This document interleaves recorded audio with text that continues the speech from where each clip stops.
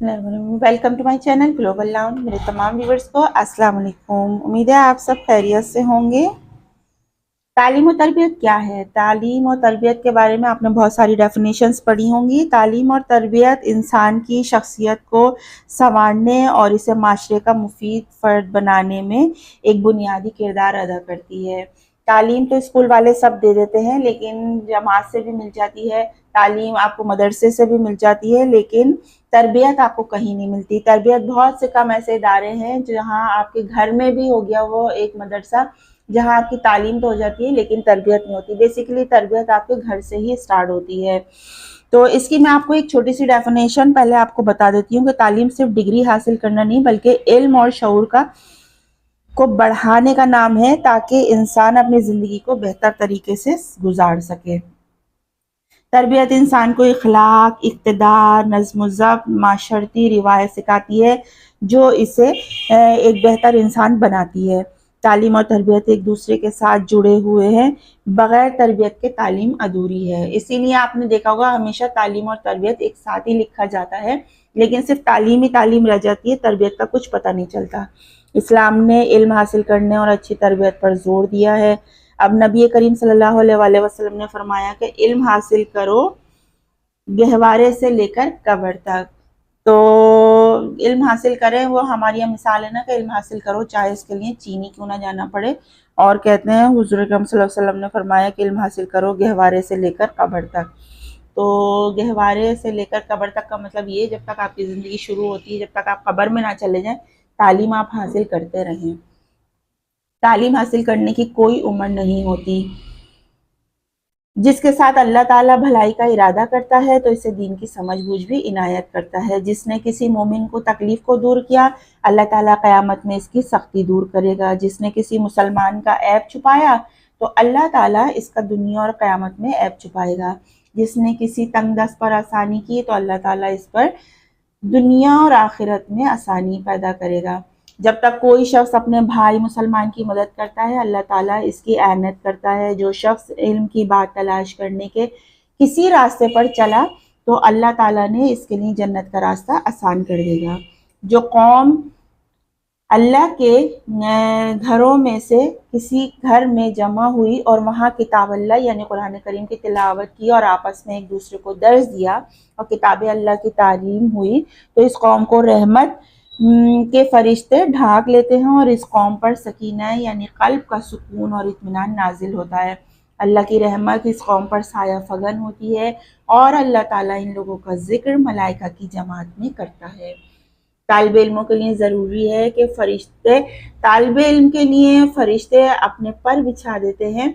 ज़मीन और आसमान में तमाम मखलूक के आलम के लिए दुआ करते हैं, यहाँ तक कि मछलियाँ समंदर में और चूटियाँ अपने सुराखों में अहले इल्म की बका के लिए दुआ करती हैं। आलिम की फजीलत जाहिल आबिद पर ऐसी है जैसे चांद की तारों पर। अंबिया अलैहिस्सलाम अपने विरसा में रुपया पैसा नहीं छोड़ा करते, इनका विरसा तो यही इल्म हुआ करता है। जिसने इल्म हासिल कर लिया वो बहुत बड़े हिस्से का मालिक हो गया। एक शख्स सरवर दो आलम सल्लल्लाहु अलैहि वसल्लम की खिदमत में हाजिर हुआ। आप इस वक्त मस्जिद में एक सुर्ख रंग के बिछोने पर तशरीफ़ रखते थे। इसने हाजिर होकर अर्ज़ किया कि मैं इल्म हासिल करने की गर्ज से आया हूँ। आप सल्लल्लाहु अलैहि वसल्लम ने फरमाया, तालिबे इल्म को मुबारकबाद हो। तालिबे इल्म को फरिश्ते घेर लेते हैं और एक तालिबे इल्म को की ज़ियारत के लिए मलाइका इस कदर जमा होते हैं कि ऊपर तले जमा हो जाते हैं और आसमान से दुनिया तक पहुंच जाते हैं। आसमान से दुनिया तक पहुंच जाते हैं, इतने जमा हो जाते हैं। सोचें आपके तालिबे इल्म की और एक आलिम की कितनी अहमियत है। एक रिवायत में है कि तालिबे इल्म अपनी सही में कामयाब हो गया और इल्म हासिल कर लिया तो दोहरा अजर मिलता है, वरना एक अजर तो इसका कहीं नहीं गया। सुबह के वक्त कुरान करीम की एक आयत को अगर कोई सीखने निकले तो 100 रकतों से ज़्यादा सवाब है, और अगर कोई इल्म का एक बाब सीख ले, ख्वाह इस पर अमल करे या ना करे, तो 1000 रकतों से ज़्यादा बेहतर है। एक आलिम और फ़कीह शैतान पर 1000 जाहिल आबिदों से भी भारी है। मतलब इसका ये है कि जाहिल आदमी कितना ही आबिद हो, شیطان کو اس پر قابو پا لینا آسان ہے، مگر عالم پر قبضہ نہیں کر سکتا، اس پر قبضہ کرنا بہت مشکل کام ہے۔ مرنے کے بعد مسلمان کے تمام اعمال منقطع ہو جاتے ہیں، لیکن چند چیزیں ایسی ہوتی ہیں جن کا اجر مرنے کے بعد بھی جاری رہتا ہے۔ علم جس کو سیکھا اور دوسروں کو سکھایا، اس علم کو پھیلایا، نیک اولاد یعنی اس کی دعا، اولاد کا ماں باپ کو دعائے خیر میں یاد رکھنا بھی صدقہ جاریہ ہے۔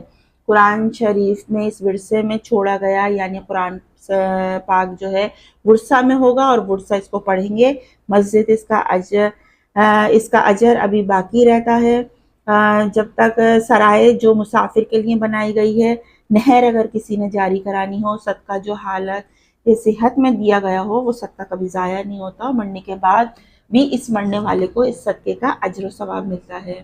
جو شخص صبح کو مسجد میں گیا اور اس کی غرض صرف یہ تھی کہ کسی نیت سے بات کو سیکھے یا سکھائے، تو اس کو ایک کامل حج کا ثواب ملتا ہے۔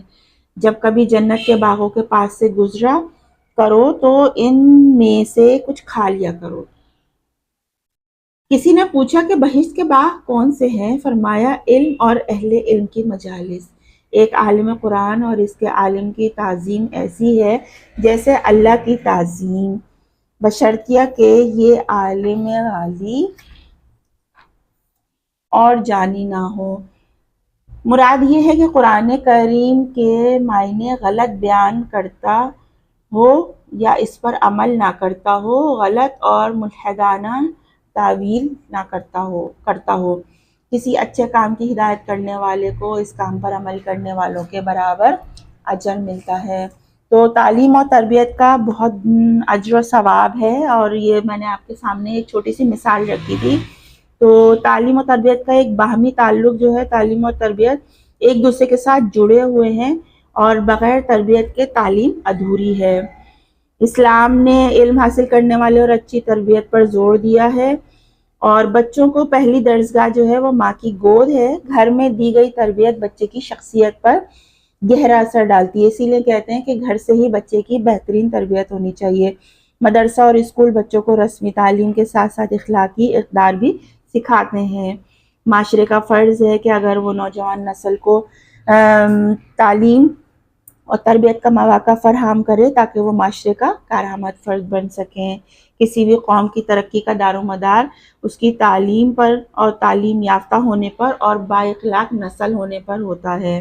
والدین بچوں کی تعلیم و تربیت میں اہم کردار ادا کرتے ہیں، جنہیں چاہیے کہ وہ بچوں کو اچھے اخلاق اور علم کی اہمیت سکھائے۔